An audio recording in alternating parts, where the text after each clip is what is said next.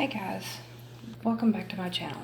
So I'm going to go ahead and apologize for my appearance, but I just finished another episode of Leah Remini special and decided I needed to do this video immediately. So to start off, trigger warning. This is going to be talking about religion and religious views. If that is concerning or upsetting to you, skip past this video, tune into other videos on my channel. But today, I'm going to be talking about Season 3, Episode 5 of the Leah Remini A&E Scientology show. And it is titled, Where is Shelley? And they are talking about Shelley Miscavige, the wife of David Miscavige. Shelley has not been seen in public in 10-12 years now, and people are questioning, where is Shelley? She's married to the leader of Scientology, and she's not been seen or heard from by anybody at this point. So I'm going to start off with talking about how this episode started. It started with a fragment of a letter from the Miscavige attorney. In that letter, it states that Leah Remini is unhinged and promoting anti-Scientology speech. It also claims law enforcement has debunked the missing Shelley rumors. Then where is she? And if Leah is so unhinged, why do you have so many people who have left the Church of Scientology asking the same exact questions? A lot of people are asking, where is Shelley? Some believe her to be dead, some believe her to be hidden, but there are still a lot of rumors, and none of these rumors have been addressed. So we're going to get into this. In 2006, Tom Cruise married Katie Holmes. Everybody knows it. It was like the wedding of the century, whatever. This was the start of Leah's questioning of Scientology, and we're going to get into why.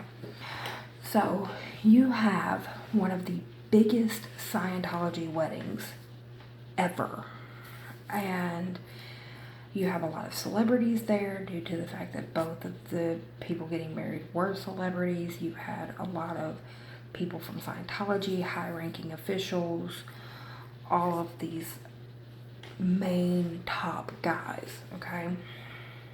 But Shelley Miscavige was not in attendance. She did not come to the wedding with her husband. Now, her husband was there, Shelley was not. That right there should have raised a bunch of red flags for a bunch of people, but it did not. But Leah did ask where Shelley was. That led to a lot of things going on, and Leah Remini deciding to leave Scientology. Okay, so we're going to go back into some history here.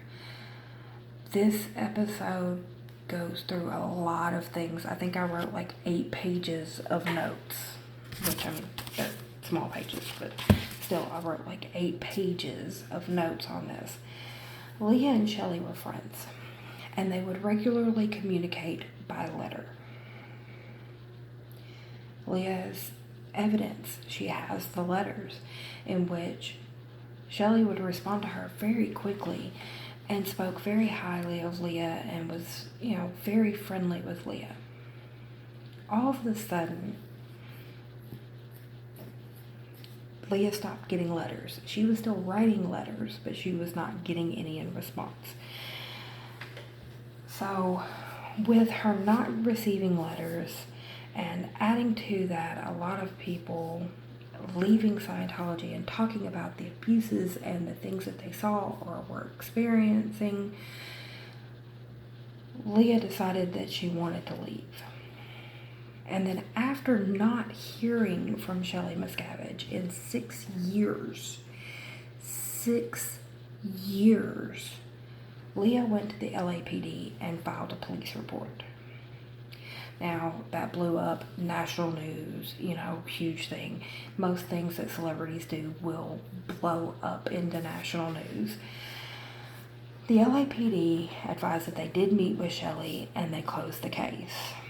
Scientology then turns around in response with a letter of their own in which they stated that Leah was harassing David and Shelley, was obsessed with with David and Shelley, and was stalking them. How is it stalking someone if you've had regular communications with a person and then those communications get cut off? She even waited 6 years of not hearing from Shelley nor seeing Shelley at events, at anything, before she filed a police report. If she was an unhinged, obsessed, stalking, harassing type person, she would have done it much sooner. So, with that being said, that's a little bit of history about what Leah's part in the whole where is Shelley thing going on. They being Leah and Mike, go and talk to Janice Gilham. Now, Janice Gilham grew up with Shelley on the, what is that thing called?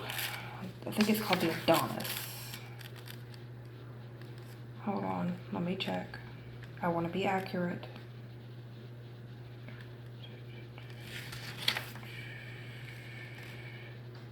The Apollo. See, it's good to be accurate. They met on the Apollo, which was the Sea Org ship, where L. Ron Hubbard himself was, and Shelley was brought onto that ship and became a Sea Org member at the age of 12. Janice was a few years older than Leah, but they were both part of what they call the Commodore's messengers. Now, these were people that worked, well, I say people, they were children that were taken away from their families and put on this ship, and their only parental figure was L. Ron Hubbard, but I digress.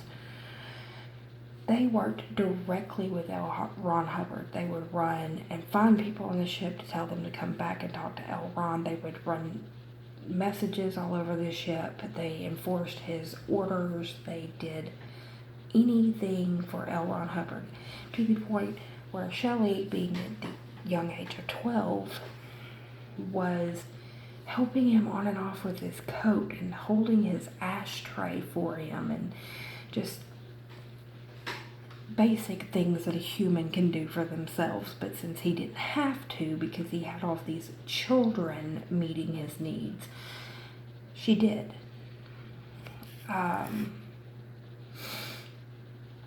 Now, I need to go ahead and note this. Janice left Scientology in 1990, but she was on this ship in 1968. Like I said, I want to be accurate. When I'm going for somebody, I go for them. And at this point, Scientology has proven over and over and over again that somebody needs to come for them. Now, Janice was on this ship in 1968 and was on this ship for several years. Janice knew Shelley, saw Shelley on a daily basis. She said that Shelley was a loner who didn't hang out with the other girls and kind of just was all about Scientology and L. Ron Hubbard. And she said that she became more and more dedicated to the religion and L. Ron Hubbard, and more by the book, more so than the other messengers. So Shelley was just there, in it, clicked in, going. But you also got to take into account, from the age of 12 until she left the ship, her only parental figure was L. Ron Hubbard. It's not that hard she was probably needing something and latched onto him. That's wholly possible. So we're going to go back into talking about Sea Org members. Sea Org members believe abuse is the norm due to their environment. Physical violence is seen as irrelevant. Like, you can walk up and punch somebody in the face and they're like, they're dedicated to be clearing the planet and doing what Scientologists do. No, that's abuse. That is ridiculous, and that shouldn't be going on in a religion. But I digress. Janet advised she witnessed people, even kids, who were being thrown overboard for infractions, like they didn't clean a room properly or make a bed properly, or, whatever. This ship is a 3-story ship. The Apollo was a 3-story ship. They would take them to the top and throw them overboard. She said she saw people screaming all the way down because they were scared of heights or they were weak swimmers. People had to jump over and pull people to safety. I mean, these are kids. These are kids. I have a 13-year-old. One, he's not going anywhere. 2, I'm his parent. I'm going to make the decisions for him. Nobody else will. And 3, if you throw my kid over a freaking ship, I'm coming for you. And I will hurt you. So, this is some of the mentality of what's going on in this religion. I want y'all to understand, this is not just me sitting around and bitching. This is me saying, look into the mentality of this religion that is protected by the government while abusing people. Janice advised that L. Ron Hubbard gave her sister away at her wedding. Now, her sister was getting married. She asked if her father could give her away, and L. Ron Hubbard was hurt and gave her away at her wedding, and her own father, one of the reasons that she was on the planet to begin with, could not even attend his own daughter's wedding. What is going on here, people? L. Ron Hubbard was even heard having people look into him adopting children around the ages of 10 or 11 from orphanages. He stated that way that there were no parents involved to influence them, and he could train them the way he wanted to. That's creepy as hell. That is seriously creepy, and I would not be surprised if somebody didn't come out at some point and advise that L. Ron Hubbard did something to them. That's creepy. So, in 1975, Shelley was moved from Apollo to a secret base in, now, I'm going to go ahead and say this, I'm probably going to mispronounce some of these cities. It's going to happen. But she was moved to a secret base in La Quinta, California. This is where she met David. And because the way this organization works is if you're working in one part, say you're a Sea Org member, you're only allowed to associate with other Sea Org members. You're not allowed to have friendships in other parts. Like, I couldn't be in the Sea Org and then have a friend at Gold Base or, at the flagship or whatever. It's also hard to keep communication up because it's kind of frowned upon for you to, communicate with other people. So, here Shelley is in this strict environment with no parental supervision, and she meets David. After this, she is moved to Hemet, California, and during that time, when they could get off, David would drive to Hemet, or Shelley would drive to La Quinta to see each other. So they officially started dating in 1978, and by 1982 they were married. So this is when Shelley becomes Shelley Miscavige. Now, I'm going to kind of skip around my notes a little bit because you've got to kind of understand what's going on. So, Shelley comes up missing in 2006. It's the last sighting of Shelley Miscavige.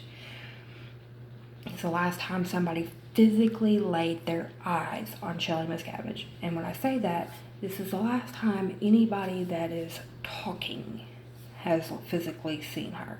She has not been seen in any promotional videos. She's not been to any events. Nobody's got a letter from her. Nobody's got a phone call from her. Nobody's got an email from her. Nothing. This woman just went poof, and she's gone. Now, there are a bunch of rumors, like I stated previously. Some people believe she's dead. Some people believe that they have her held somewhere where she can't get out or whatever. And we'll touch more on why they believe she's held somewhere where she can't get out in a minute. But one of the rumors is that Shelley's at a place called CST, or Church of Spiritual Technology. Now, CST, the Church of Spiritual Technology, was established to preserve the writings and words of L. Ron Hubbard. Now let's dive into this for a second. They are making audio discs that are made of gold. They are archiving papers with a special paper that looks new for centuries. They have gas-filled titanium time capsules. They've even etched the writings onto steel plates. They have poured tens of hundreds of millions of dollars into this operation to preserve the words and writings of L. Ron Hubbard for future generations of Scientologists, for future planets of Scientology, whatever may come. They have underground vaults that are lined with the tiles from the Space Center, so that if there's an atomic threat, his words and writings are preserved. Again, how many different things have to come out about this before people go, really? Seriously? So they move from Janice to a man by the name of Tom DeVoch. Tom worked very closely with Shelley and David, and he can provide more insights into Shelley's mind right before she went missing. So by this time, David is over Scientology. Shelley is his quote-unquote assistant, but she's also his wife. And they state that all Sea Org members can be penalized for questioning the leader, who was David. And that includes Shelley, his wife. Now, okay, look, I'm married. And some of y'all might be married or in a relationship. How many times do you look at your significant other and go, what the hell are you doing? What the hell are you thinking? I think I'd say that to my husband at least once a week. But she can be penalized for saying that to her husband. Again, what the hell is going on? So Shelley was witness to many of David's antics, let's just say. She was required to be at all these meetings because she's his assistant, so she was required to be there. But a lot of people that were at meetings with Shelley and David even said that she gave an air of like she just wished she wasn't there, like she wished she was anywhere but in that meeting at that time. At one point, Tom said that Shelley witnessed a severe beating of two top executives in Scientology, and that she was screaming at the top of her lungs for David to stop. He's beating these people physically, and his wife is begging him to stop. Now, there's another building at another base, and this is going to be at Gold Base, where all the top executives are, kind of tucked away. It's called the Religious Technology Center. Tom said that at one point they were there doing a tour of some of the work that was going on in the Religious Technology Center, or the RTC. and that Shelley witnessed something that made her, with David, that made her start thinking that David was losing it. And so she had called Tom to her office and told him, I think David is losing his mind. But then she kind of thought about it and was kind of afraid, because she was afraid that Tom was going to, write her up.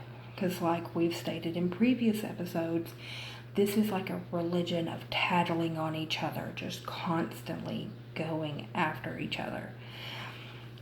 But Tom believes that Shelley did something to be forced away. And he believes what ended up happening was Shelley just got sick of seeing the things that David was doing, and that she put her foot down. And with that, David whisked her away somewhere. Now, Tom has talked to a lot of people. Mike and Leah have talked to a lot of people. And Leah finds out something in this episode that she just had never thought of before. Now, in Scientology, they believe you live several lifetimes to reach your goal on the bridge to clearing. And they state there are a lot of people in Scientology that are waiting for L. Ron Hubbard to return. This is kind of like their coping mechanism for the crap that David's doing. They're like, oh, well, L. Ron will return and everything will be okay. So then they explore on that subject a little bit more. And then again, this brings me back to, why is this a protected religion? Why do they have tax exempt status if they're doing stuff like this? I mean, okay, one, putting audio recordings on gold disc and etching writings into steel plates and all that other stuff that they're doing is just weird, to say the least. But then there is this. L. Ron Hubbard, before he died, ordered for several houses to be built on Scientology properties all around the United States. And these are to accommodate him when he returns in another lifetime. Excuse me, what? Can you bring that back? A man that has been dead for years obviously hasn't come back, has houses all over the country waiting his return.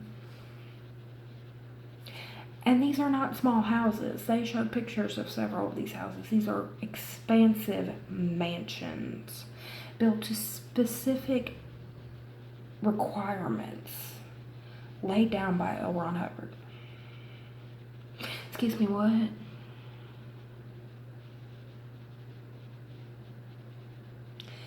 Okay, moving on. Tom, when he left Scientology, did go to the authorities about the abuses that he not only saw, but that he endured while in Scientology. And he moves on to talking about Shelley at this point, because he said that the knowledge that Shelley has is a danger not only to David, but to Scientology, because Shelley's been at David's side for years. She's seen several things David has done. She has seen several orders come down. So she has a lot of things that could bring this whole masquerade down. So then they move on to, we're back talking about the, what is this called? The Church of Spiritual Technology, CST. So we're back to talking to CST, because a lot of people believe that is where Shelley is. If Shelley's alive, they believe they are holding her at the Church of Church of Spiritual Technology. I will get this together, people. So they believe that she's being held there. Now, people have come to Mike and said, hey, there are 2 houses right across from the entrance to CST that are being occupied by PIs, and their whole job is to make sure that Shelley doesn't escape. So, the security company that Scientology goes to for their most sensitive issues, and most of these are the ones that affect David personally, is called Talon. So, they decide to drive to CST. And they show the footage of them driving down the road, and like here's CST off to the side. There are two houses directly across the street. Now, they did not pull onto Scientology property. They did not enter anywhere. They were driving down a public road in between the PI's houses and CST. In the time it took them to drive past, turn around, and come back, a PI was standing out in front of one of the houses with a camera and a two-way radio, who was snapping pictures of their SUV. So Mike Rinder rolls down his window and starts talking to the guy. The guy says that he does not necessarily want to speak with him, but he will exchange pleasantries with him.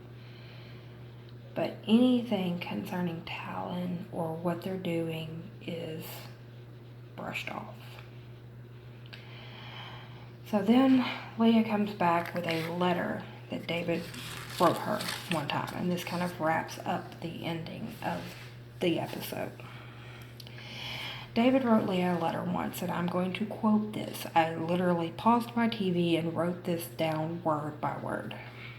It states, "Dear Leah, you are a true friend, but I want you to know I very much consider you a personal friend." So then he goes down in the letter describing what a personal friend is, and he puts this in all caps in the middle of this letter. They stand up for one, give him counsel, help him in adversity, safeguard his reputation, and won't hear ill of him. He wraps up the letter by saying, "Thank you for being a true friend of mine, and you can know I have every intent of being the same to you. Much love, Dave." But then you turn around and call her unhinged, obsessive, stalker, because she wants to know where your wife is. Well, so do other people. So if anybody in Scientology sees this video, where's Shelley Miscavige? We want to see a video of her with something that proves what time it is.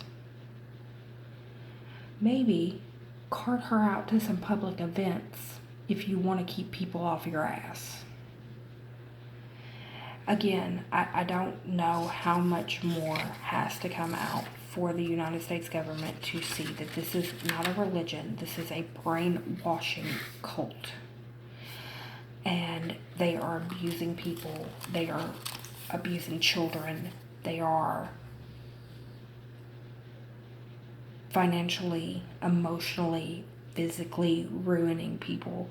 And this is being protected all because they're still deemed to be a religion, and they have tax exempt status with billions of dollars rolling in.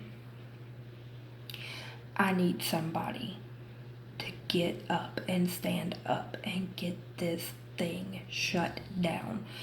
We cannot keep going on in this country ignoring abuses. We cannot do that. If we want to be around the world trying to protect the innocent, let's start with those inside our borders. And right now, this religion is not protecting the innocent. They are hurting them.